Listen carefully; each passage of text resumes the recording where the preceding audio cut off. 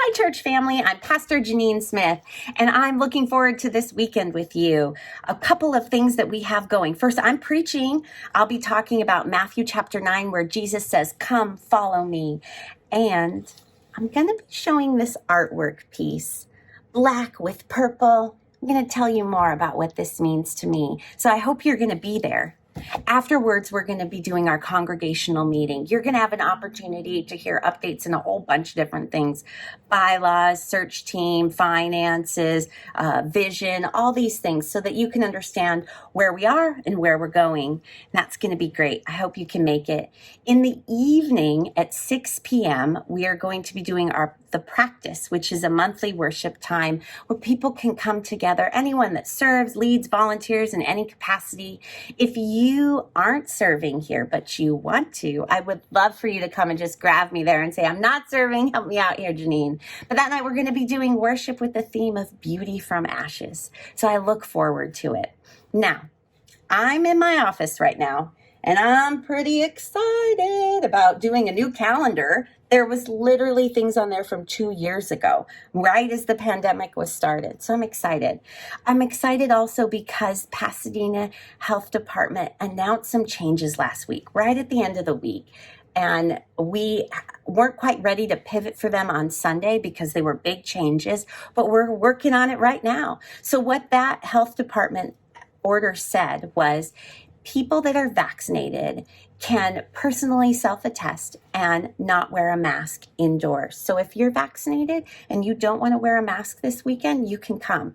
Now, in order for us to get ready for that, the order requires that we change our signage to make that clear. We had to discuss what does that mean for children and teens in the order. So if you have children, please reach out to Family Ministries to find out how they're going to be handling masks for children. And so it took us a minute to pivot, but we're getting ready for this weekend, so we'll be ready for you.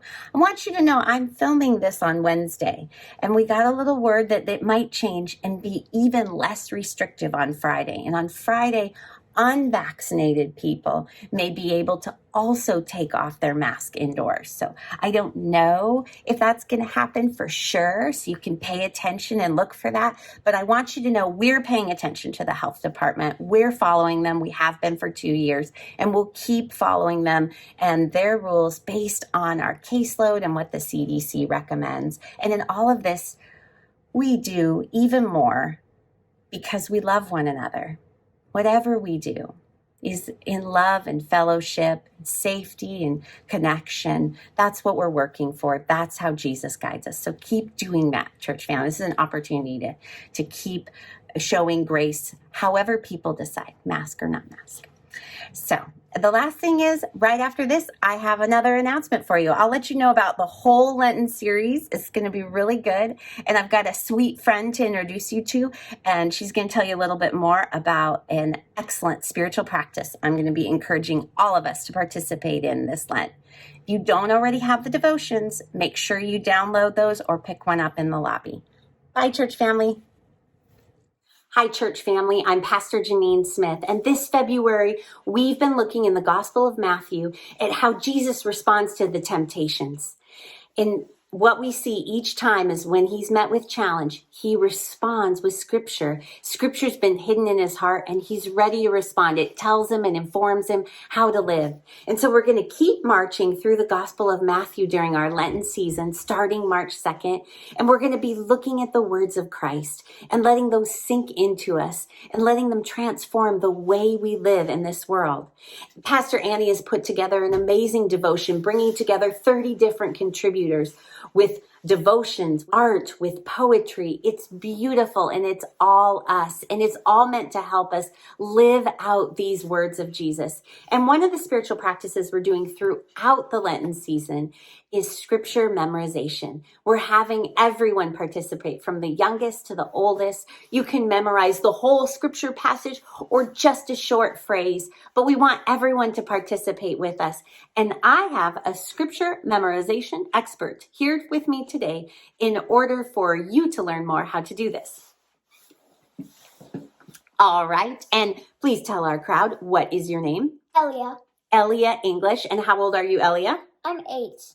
Excellent. Elia participates in JBQ, which is Junior Bible Quizzing. She's also my niece. And how many Bible verses have you memorized, Elia? About 180.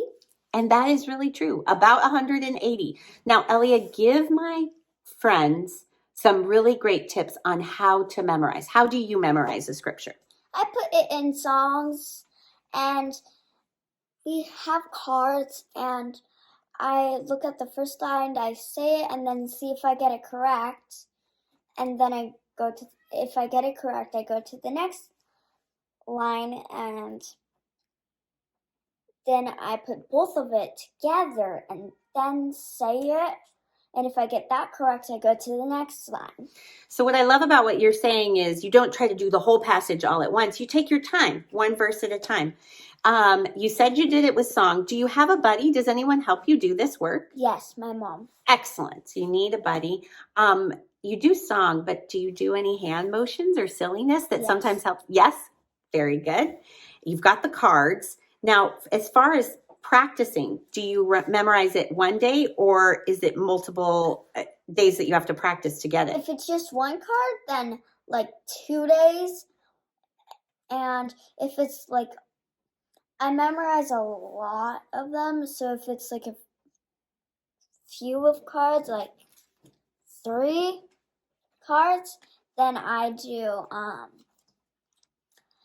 like many days. Right. Okay. So it's something I know that you and your mom do quite a bit. All right. And so that's another tip is you're going to need to practice quite a bit. Now, Elia, I'm going to let you show everybody what you can do.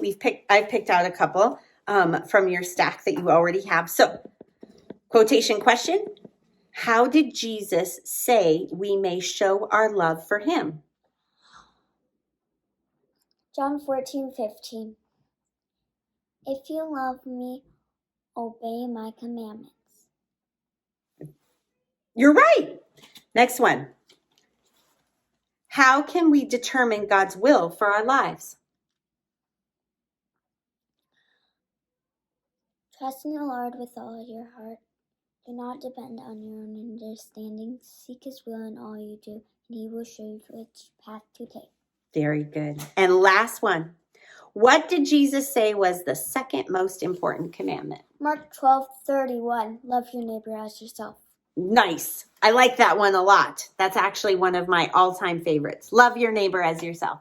So church family, join me and everyone else in the church and let's spend some time in scripture memorization. I look forward to diving into the Gospel of Matthew with you. Bye.